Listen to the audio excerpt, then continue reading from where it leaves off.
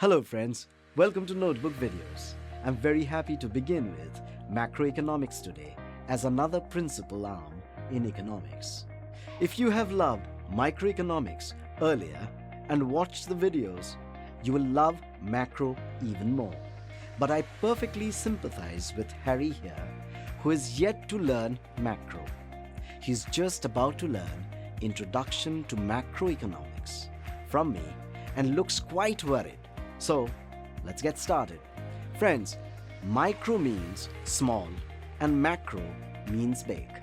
When you are looking at shifts in the economy with a macro perspective, you may have to look at things in aggregate, develop a larger perspective, and think from a country's perspective.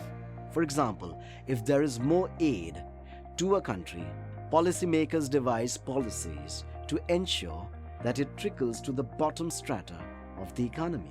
Macroeconomics talks about policies that keeps a country going.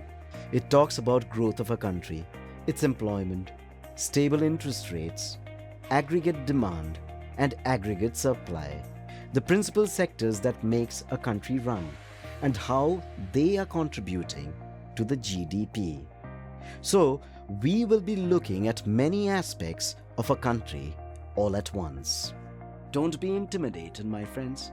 We'll learn all this one by one. In micro, we dealt with consumers and producers, that economic agents that influence the functioning of the individual markets. In macro, economic agents exist, but take a larger perspective, such as employment and inflation, which are overlooked in micro. For the sake of simplicity, we may also make some gross assumptions in macroeconomics. One such assumption could be that all sectors in the economy behave in the same way. For example, agriculture and industry are sectors that may sometimes grow together and sometimes not. That is, at times they are interdependent and at times rivals. But we may just want to have a bird's eye view and look at them as one whole segment of the economy. Imagine a growth in GDP of a country. Ideally, it is good for the entire country, but it may only be due to growth in the industrial segment, with little or negative growth in the agricultural sector. National income increases due to higher GDP, but agriculture suffers in the country. So for such analysis, you may have to delve deeper into an economy. In general, the good news is, my friends, all the parameters tend to move together. If one is hit, the others are hit too, because all macroeconomic factors are interrelated. This makes macroeconomics a bit easier, and we can predict moves in the economy. For example, when there is weakening of the currency, there is inflation, and that creates a slowdown in other markets. With inflated prices, consumers reduce demand. It therefore becomes harder for GDP to sail with these snow mountains in the horizon. A national emergency hits macroeconomic factors because the individual markets slow down. Adam Smith, a popular economist, theorized the invisible hand, where he stated the working of the invisible hand. He proposed that markets would do the best for themselves, driven by their own self-motivated interests, and there was no need for external interference for agents like the government to settle the working of the markets. Was he right? Well, Smith is called the father of modern economics, and he was right given the needs of his times. But as country economies grew across the world, many macroeconomic issues found importance and a whole new branch of study developed. Let's look at the domestic economy.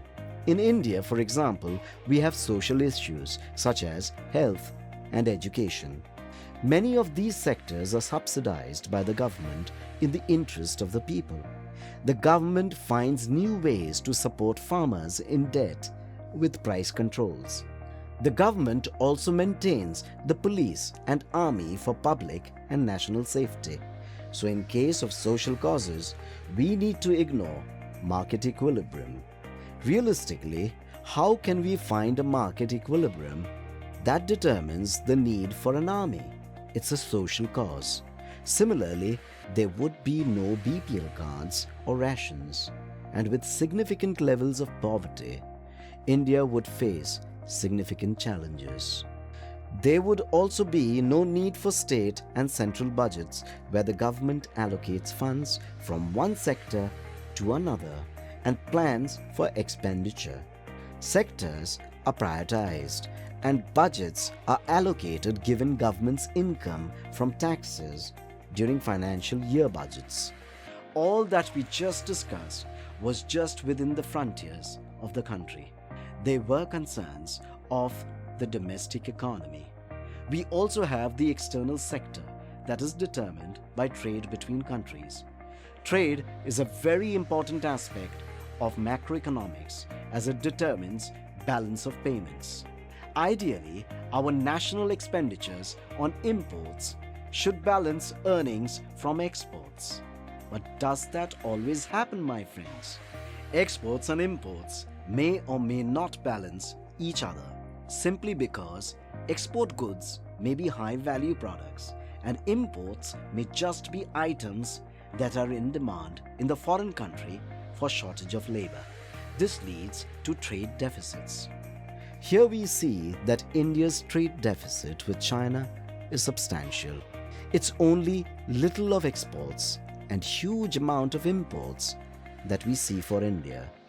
The chart shows figures from 2009 to 2013-14 balance of trade between India and China. A country's need for trade is generally initiated with differences in natural resources that it has.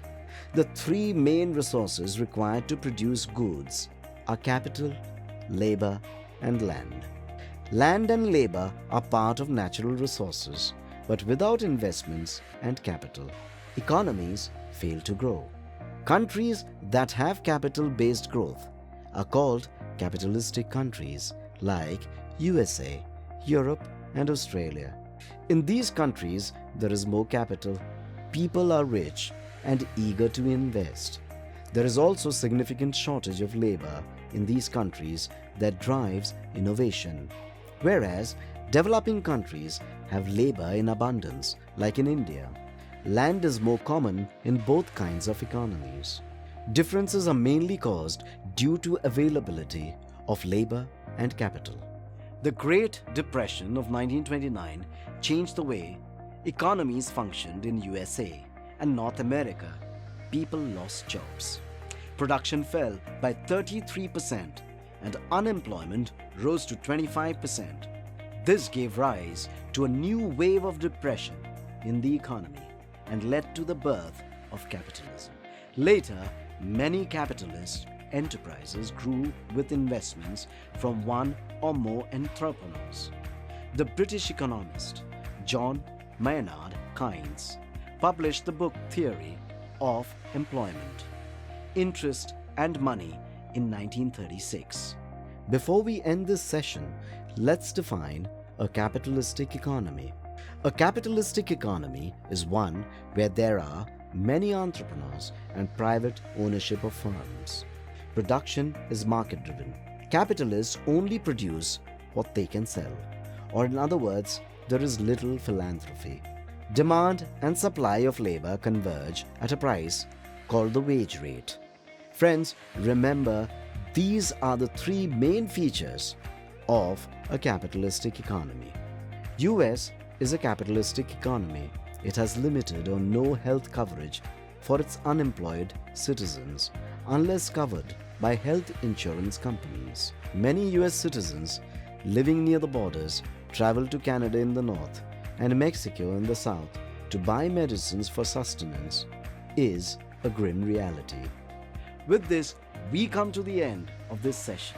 We hope to see you in our next sessions, where we'll be dealing with the theories of macroeconomics. Thanks and goodbye.